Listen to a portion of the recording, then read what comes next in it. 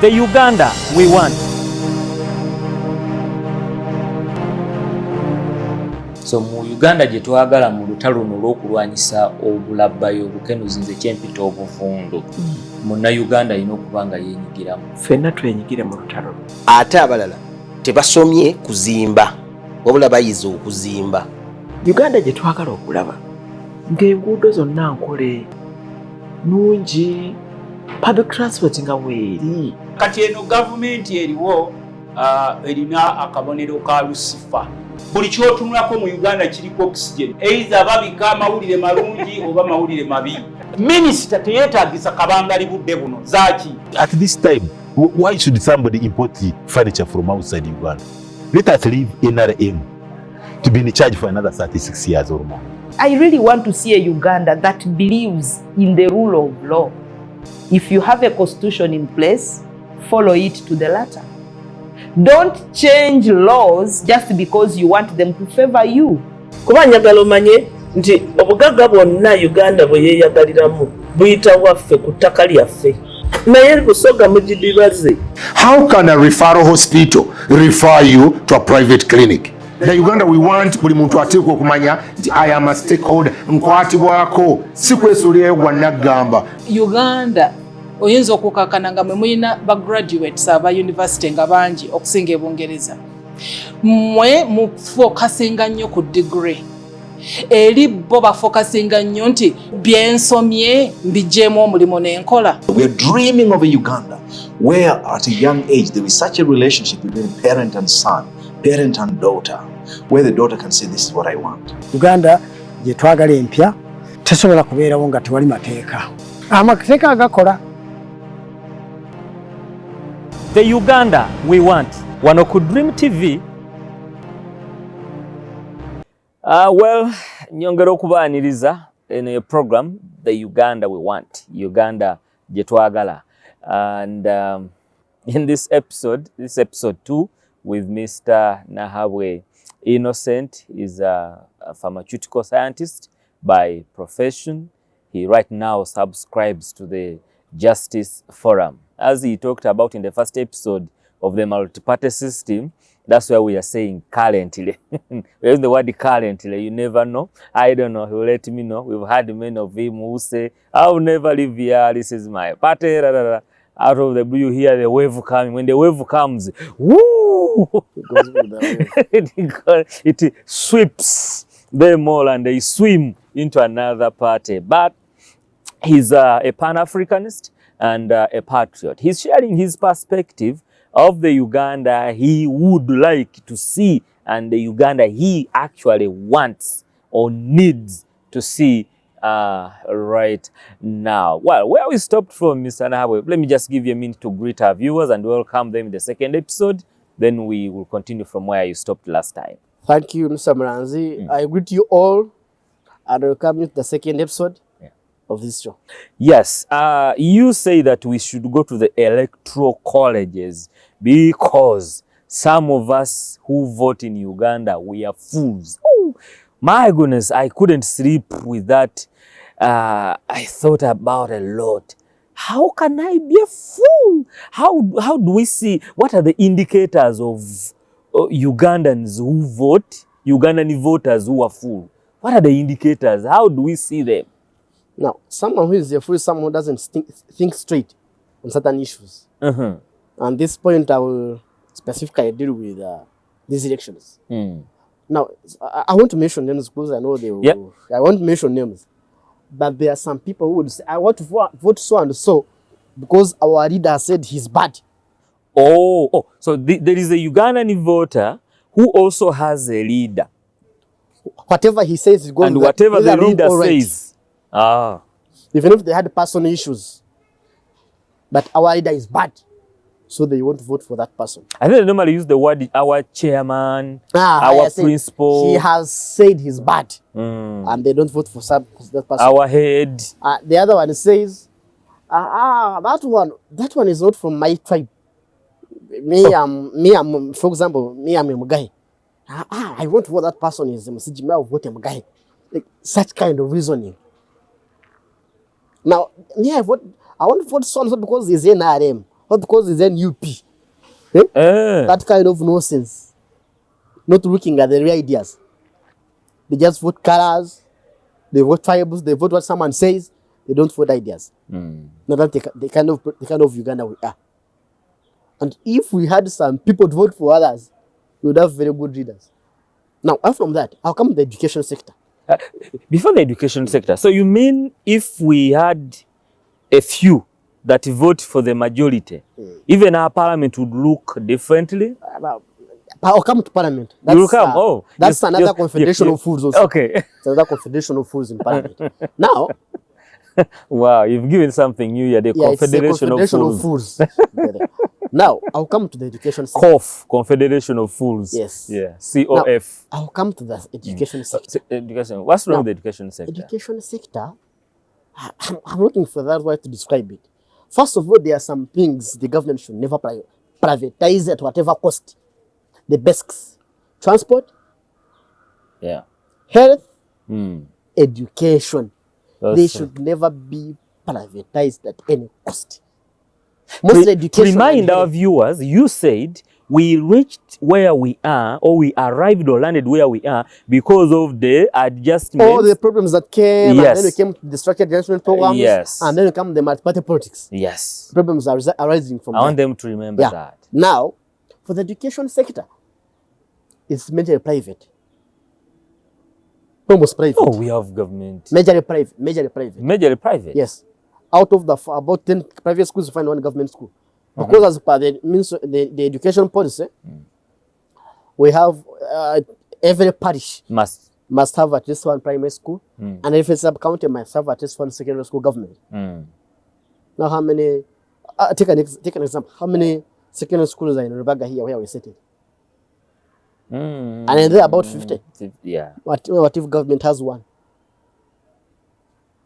Meaning it's private owned. Education is private. Look at how many private government. Even that one that is government may also be like in operation might be public-private partnership. Also. Yeah, private partnership. How many universities do we have in Uganda? Close to 60. Even up to 100. How many are government?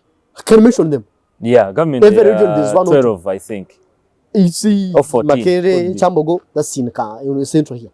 Yeah. And they are done. You go to the west, by University, Kabale. Kabale, you're done. You go to side of Bunyoro, I think they don't have university as of now. Then Bugema University, you go to Guru Arua, University, Leader University. You can mention, there are just few. No, there could be 14. They're about, just meaning it's private owned. Yeah.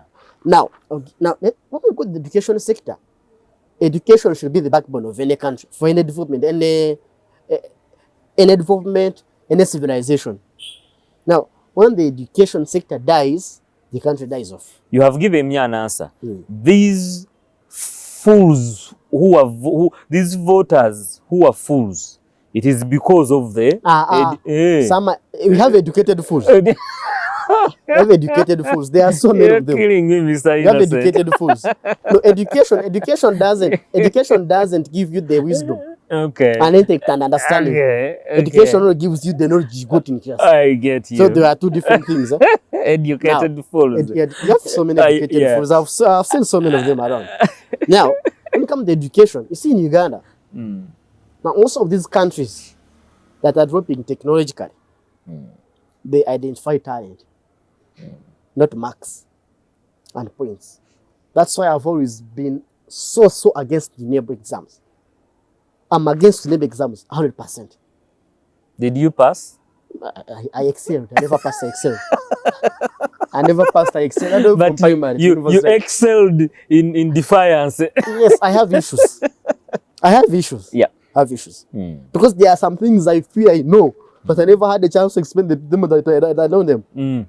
Because there's no you can study for 6 years. Okay, 7 years in primary. Yeah.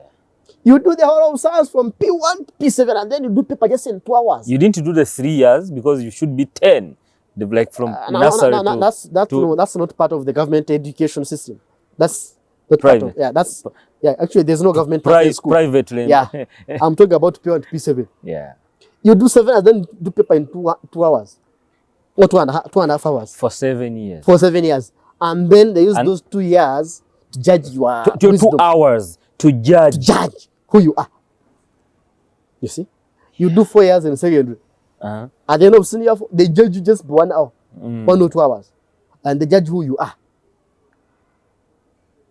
You do 2 years at A level. You see, at A level, me, I did BCM at A level.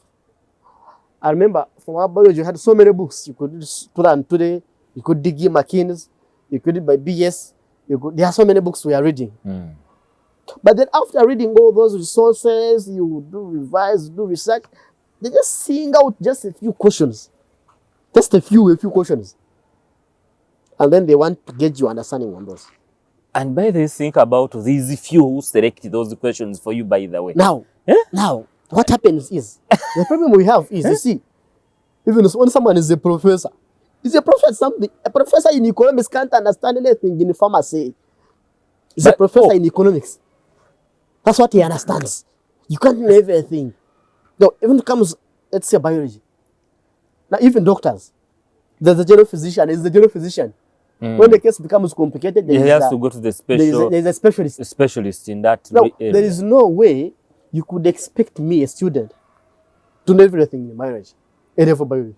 There are some things that we understand more than others. Now, why don't you give me a chance to explain what I understand more than the others? Now, they want you to work within what they have given you.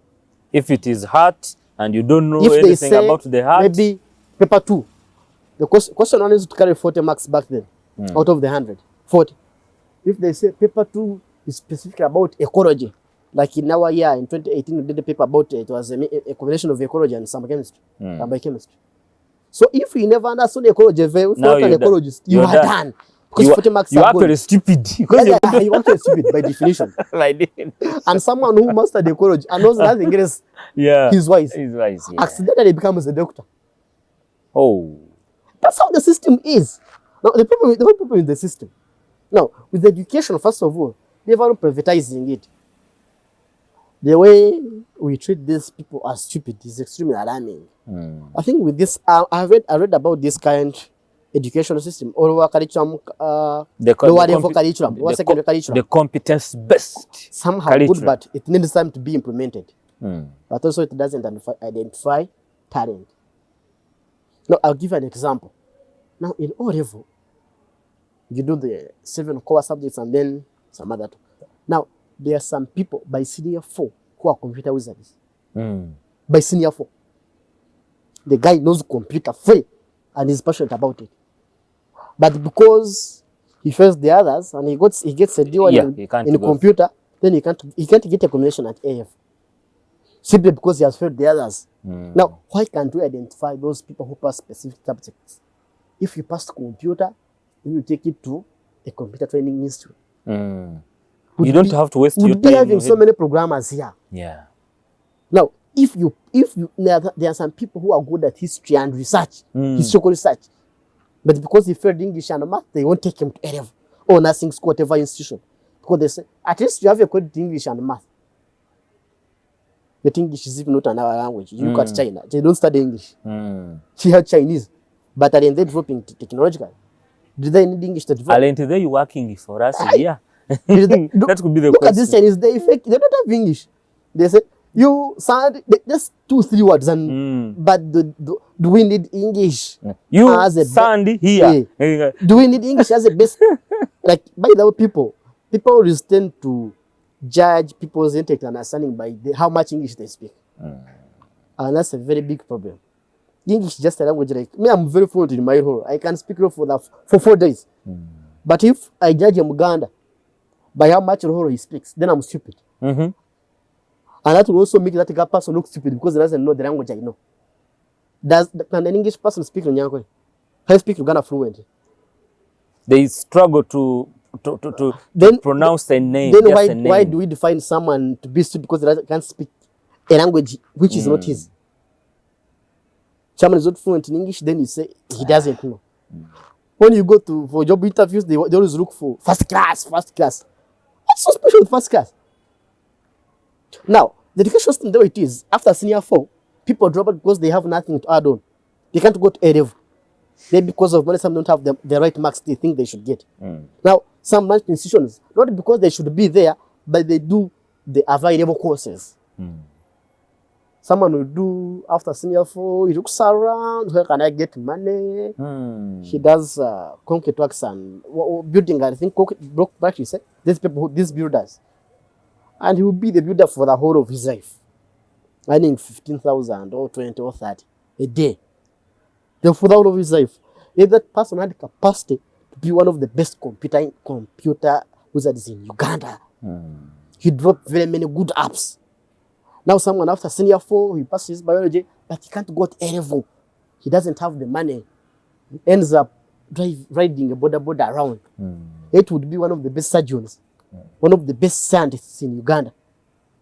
Now after A level, after they've got A level, now at A level, when the government is taking these so-called government-sponsored students, do you know what they look at? Weight. How do weights come in? Depending on the points you get. You get, yes. They don't consider the kind of school you went to, the kind of environment you did, or how you passed. You see, I may enter a paper and I'm passionate about something. If there's a specific question, maybe about cardiology, okay, it's homeostasis, for whatever it's called homeostasis. I fully understand homeostatic dynamics, but then I don't know the environmental biology, the ecology. But then I passed that question very well and I failed ecology. But because I didn't pass ecology, I don't get the A or B they are looking for. They don't get the 17, 18, 19 points. I should get a government sponsorship. Yeah. And because we are poor, like I said, we are poor as Ugandans. I can't afford. I end up going for education. I become a teacher. And yet I would make a very good researcher in Uganda here. But because government is always looking for marks, now you should get time and look through the rest. And look where those people come from. They come from the same schools. Yeah. Years in, year out. And we know those schools. Because we don't even need to ask. They have mastered the art of getting those points. And those consider the points. Now, to me, the reform would be... So whether they are giving you half-baked... as long as you pass. As long as they have the 20 no matter points. How, it's not about how you pass, but as long as you pass. Yeah. Now that's the problem. Yeah. I know there are the people they take, they give them medicine, they give them pharmacy, those big civil engineering. And I see up now we don't have engineers even here in Chinese constructions. They are Chinese. And how many civil engineers are out every year? How many of them? How many doctors do you have every year? How much have we developed in the health sector? How much have we innovated? Because the right people are not getting opportunities to develop. And that's why these countries like this are overtaking us. They come in Uganda, they identify you with the talent, they take you. And all the brains we have in Uganda are moving out because Uganda can't provide for them. Because for them, they are not looking at the points. No, they are looking at the capability. How they are capable are looking you? at the capability. Yes. Yes. That's the problem we have in our education system. Yeah. Now, to me, at A level, you should identify people not basing on marks, but basing on talent. Because where I come from, it's a village. There are some schools there. Someone will struggle in A level. Struggles with no textbooks. He just always pass papers, but he struggles. And his BCM, he gets 12 points. The government can never give you any course. Wow. And if he was in these big schools with everything, he'd even get 20 plus. 20 plus, yes. But the government never considers that. Then you consider the 20. That's how they use it to consider D1s. I mean, Division 1s. Division 1s. The school be announcing, we got 20 Division 1s, and you say, that school is good. That's an alarm to every parent. I would love to take my daughter there. You don't consider other things other than the class. You go to primary. Yeah. Whatever they're announcing. Division. You have 24s or in Division 1, and that's it. There's nothing beyond that. And now they came down to 4. Now, He got 4. And now, yet education is supposed to shape us in all shapes, in all fields. Not only academic.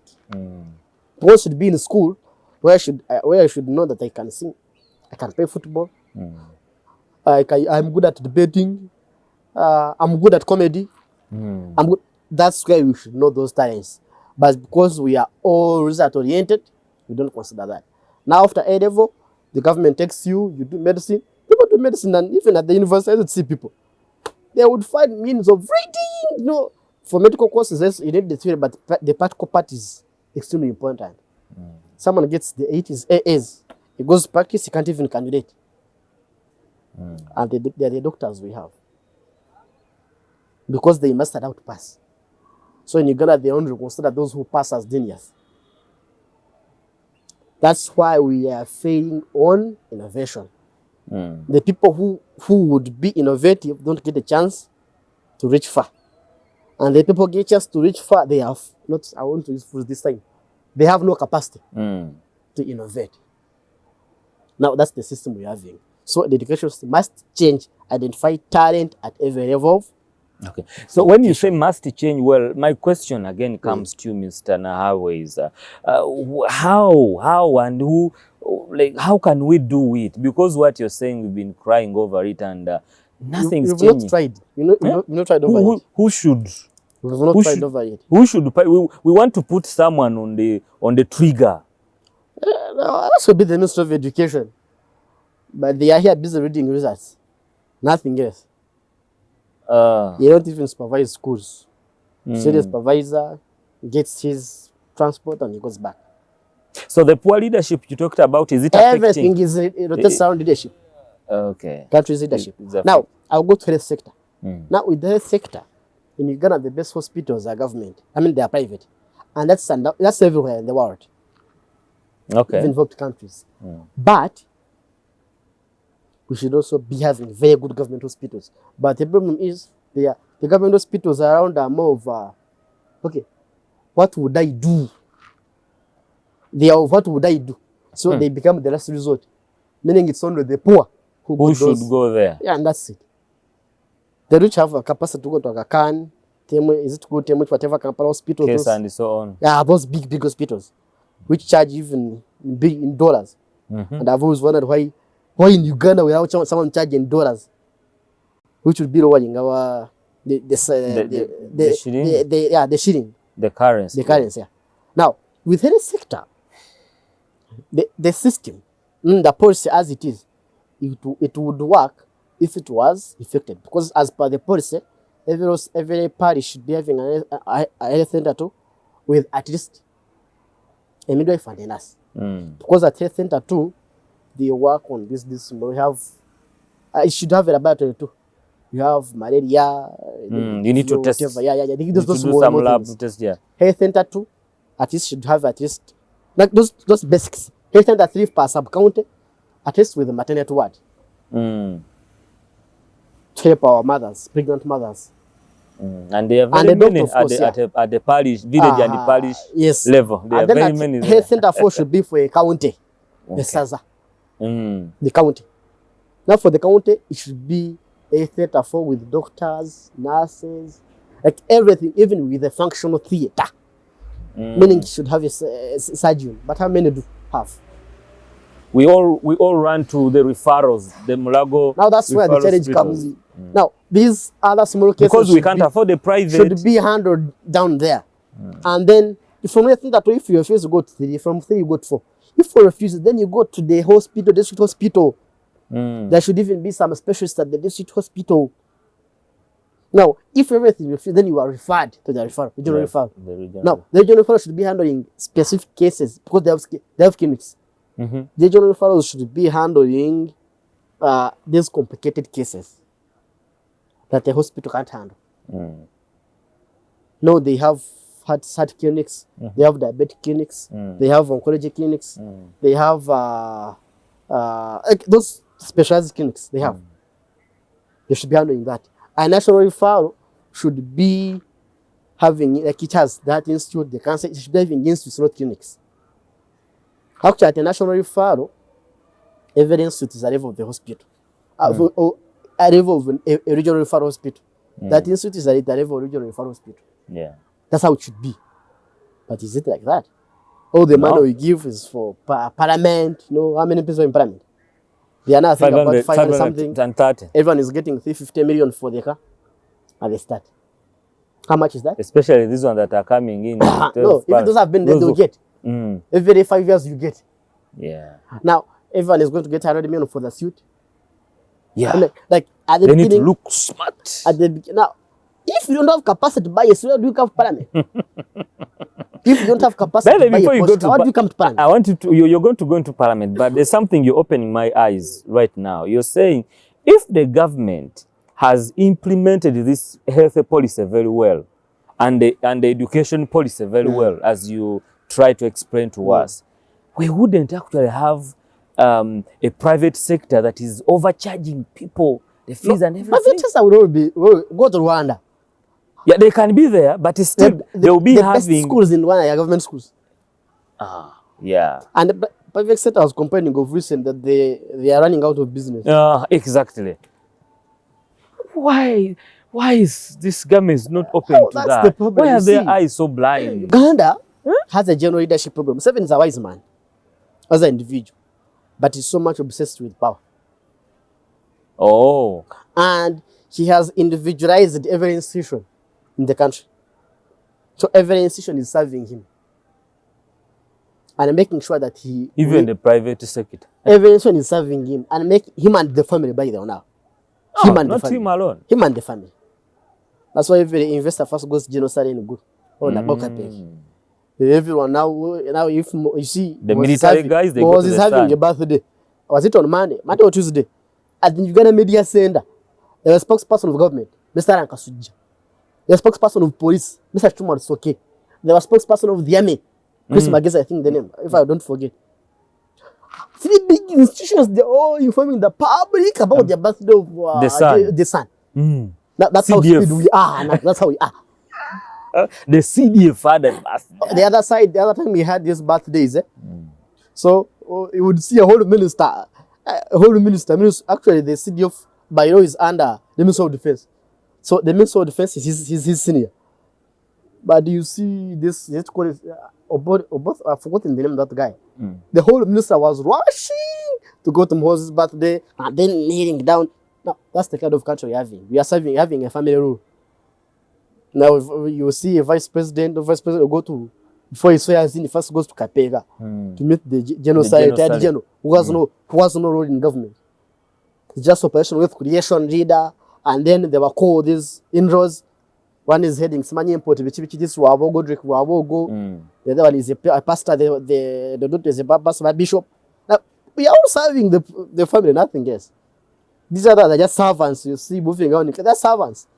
Museveni can determine when to have them out or in anytime. Today you may be having a red car, the other day you are arriving, you're on Harrier and in jam, quarreling. That's the kind of government we are having. Individualizing individualizing the state. The state. That's how it is. The other serves an individual. The military serves an individual. They have been individualized, and that's how they are. That's why General Museveni called back then the UPDF, Saren's army, that he was building his own army. We recently saw, I think, in 2021, who would say, for us we can't salute you, but even if you come, we can't serve you. Because they have individualized these institutions. And that's the kind of government we're having. Okay, how do we see the Confederation of Fools in Parliament? Now, Parliament is one of the most useless institutions we have in this country. Useless? One of the most, outside one of the most. They have so many institutions which are useless. But this one is the most? One of the most useless institutions in this country. Why do you say that? That what it does, it only legitimizes the government. Nothing else. What have they debated that have helped us? I'll give back in the health sector, by the way. Of recent, there's a memorandum of understanding that the Ministry of Health signed with the US government. That memorandum of understanding is a threat. I repeat, it is a threat to Africans and Africa. In that memorandum of understanding, the Ministry of Health is going to get aid. And the government has failed to fund the Ministry of Health. And that's getting in from the US in exchange for our personal data, sharing our personal data with the US government. Now, so the Ministry of Health has sold us already? Yes, when you go to Mulago right now, and they test you. When they test, they keep the samples, and then they keep the samples, and then the results of the samples, and pass that they're sharing it with the USA. They are sharing it. They never consulted us. Now now the problem also you guys also have problems, including the people of the media. Most of the people of the media are driving their agendas. There are some things that we should be giving attention, not giving attention. So the money that US is investing in the health sector is not for free. It's not for free. That's why there is no free aid. They are giving our personal information to the US government. Just wait. That's when you get an epidemic in Uganda, and to finish us all, because therefore our DNA. Let's get in the South Uganda. Just get the DNA, and it's not very hard to drop specifically for African DNA, because African's DNA is extremely complicated. Because when the COVID came, we are very strong. We did die. Those whites have tried as much as they can to understand our DNA, but they failed. That's why during COVID, they thought Africa would be done. Yeah. How many died here? In Africa, no one died apart from those people who had underlying causes, underlying implications. Me, I suffered from COVID, but I even never had a cough. I think I also did, but I never had a cough. I never had a cough. In Africa, we have people who are resistant to HIV. They are there in Africa. Eh? They are there in Africa. Who are resistant to HIV? Yes, it's a mutation, but helps them. There are no receptors for HIV, so they can't get HIV. Yeah. And this only epidemics, they come in Africa. How did Ebola come in? It was by German scientists. How did Marburg? Is that Marburg a town in I think it's Switzerland? It was dropped. They dropped and then brought on to us. We are test animals. How did these COVID vaccines come in? Where did we get those deaths that were from bad coats? I think it was in the UK. Well, Johnson.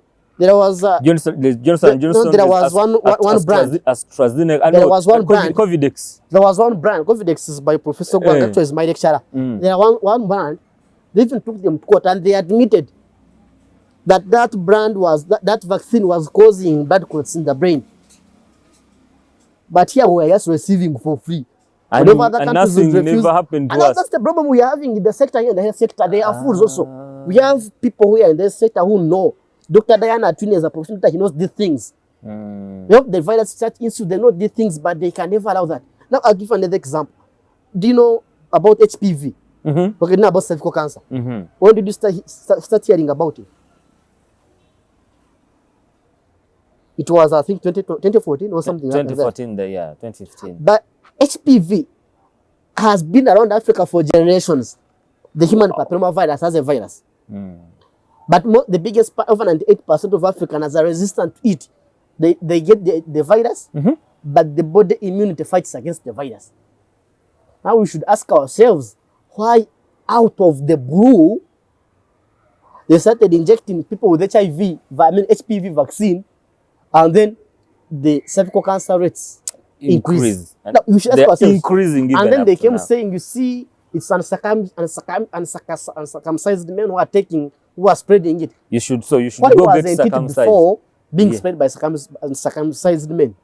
Why is it that when you came with the policy of circumcising men, then the cancer also increases? Yes. Now those are the questions we ask ourselves. But these people in the sector, they're just there. They're looking for money out still. Like they saw the money in COVID. Now those are the biggest problems we have in Uganda and in Africa. And I remember them stopping us from using Covidex because it is manufactured by our own. Now we are having problem in this country. We are having this so-called fools who are taking cracks. They know the truth, but they are selling us.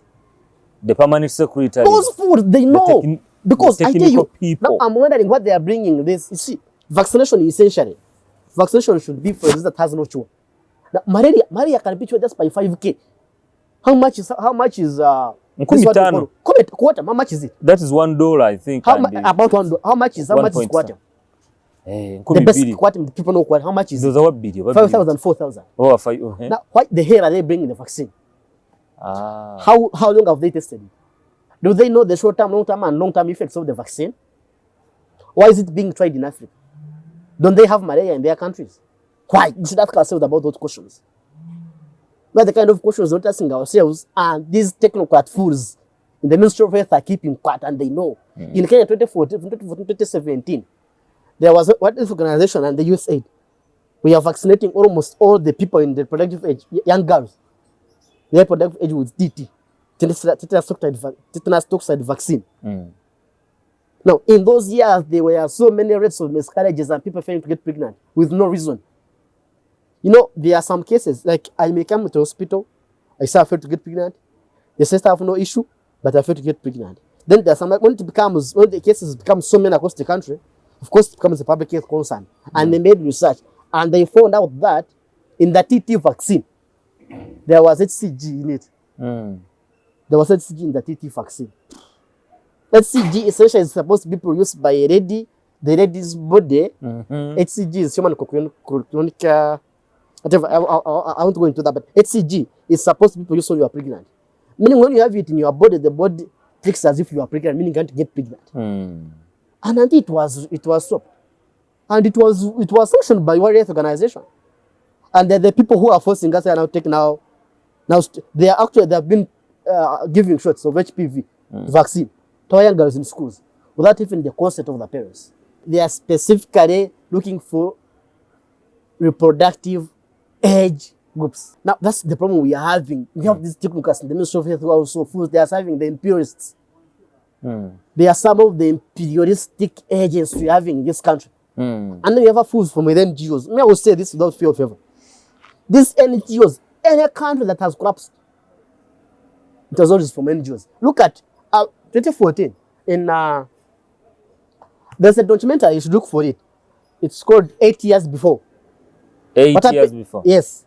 What happened in Donbass in Ukraine that eventually led to the collapse of government, bringing this comedian here, this guy here, yes, Zelensky. It was NGOs purely funding that fight.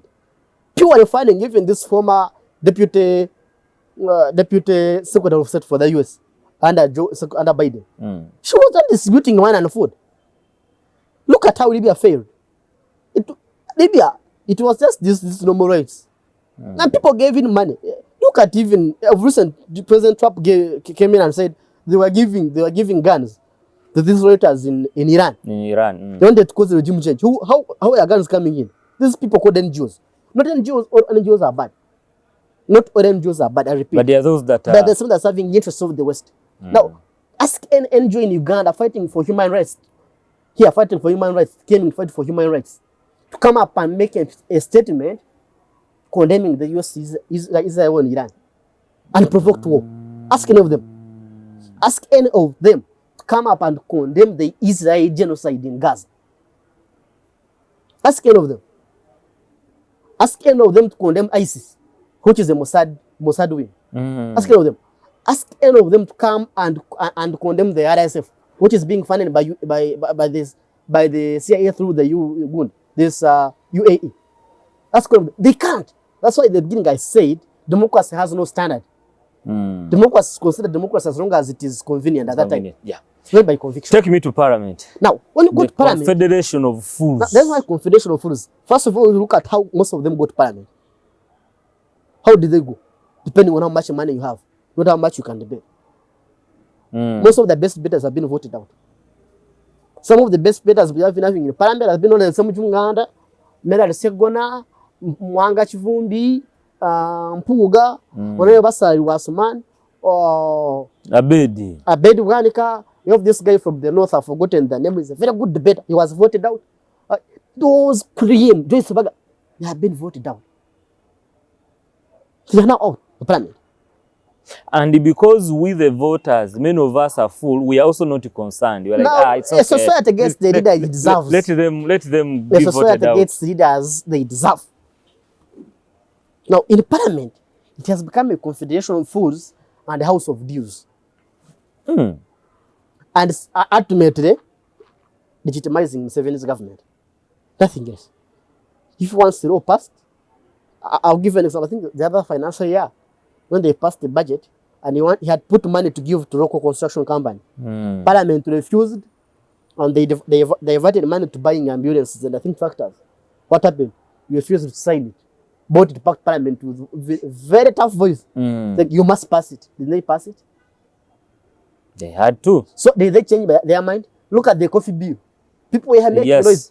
But when they went to Chankwanza and came back, did their mind change? That's why you're having confidential fools at Parliament.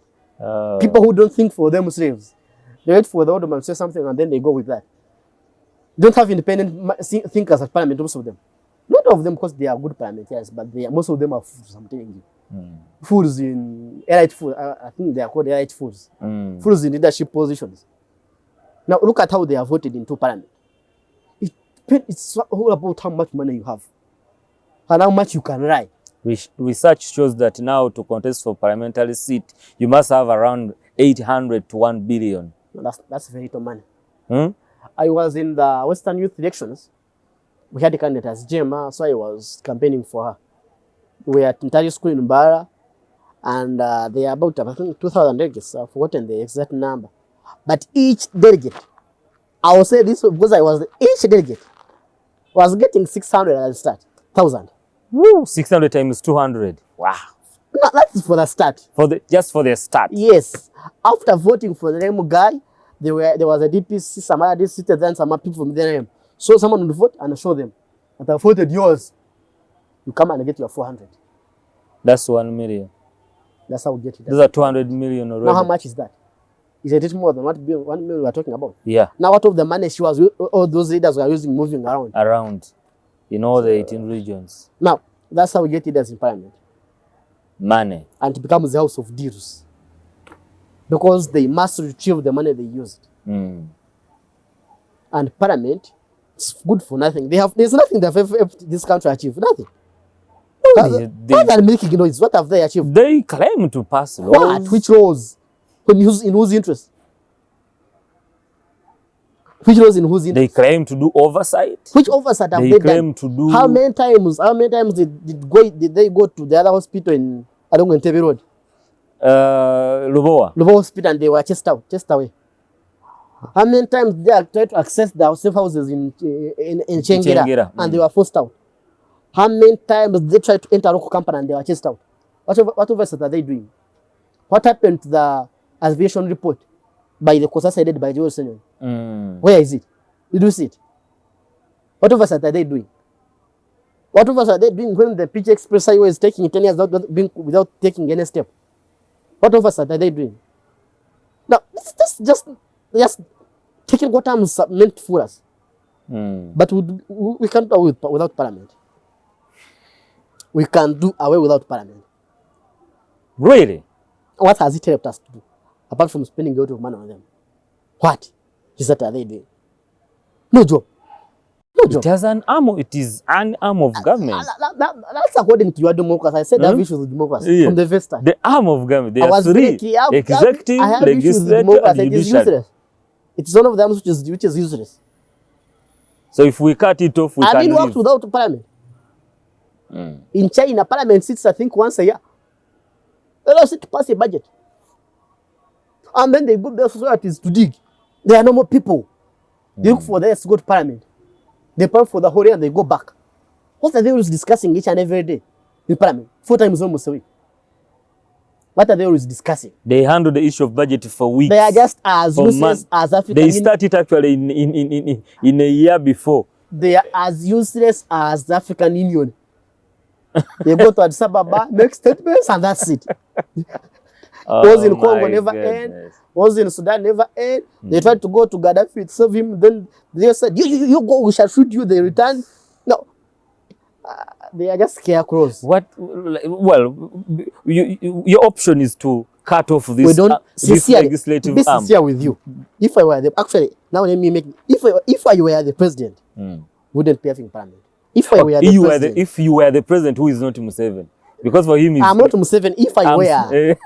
If I were the president, we wouldn't be having parliament. If I were the president, we would have experts in every field, sit once in a year, discuss the process shifts and the process direction of the country, like the direction of the country. And we work with that, and that's it. But we have the National Planning Authority. What are they planning? National Planning Authority is no longer there. It was one of the whatever that was also dissolved, if I remember. National Planning Authority. Is it still there? Is it still there? What are they planning? What plan do they have? I'm asking you. Is it the last director of National Planning Authority? I think it was one of the agencies that was also was it called Merging? Yeah, if I remember. But the Lydia Wanyotos are still sitting on that. Lydia Wanyoto is now an MP. The offices are still there. No, she hasn't. You know, she's still there. Don't we have presidential advisors in Uganda? What do they do?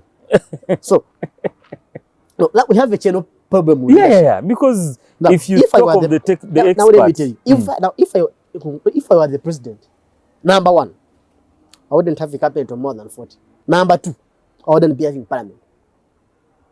Okay. This kind of parliament, the way it is, I would only be having a team of experts from every field.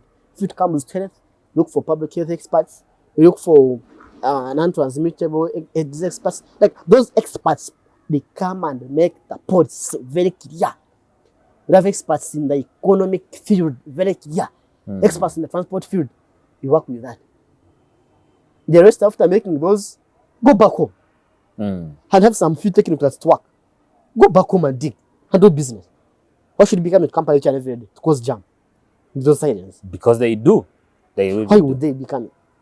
Would be having only 40, actually not more than 40.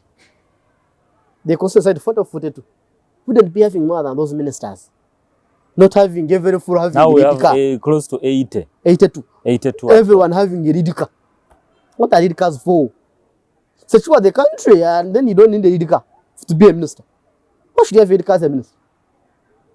You fear the people you lead. That's essentially wrong.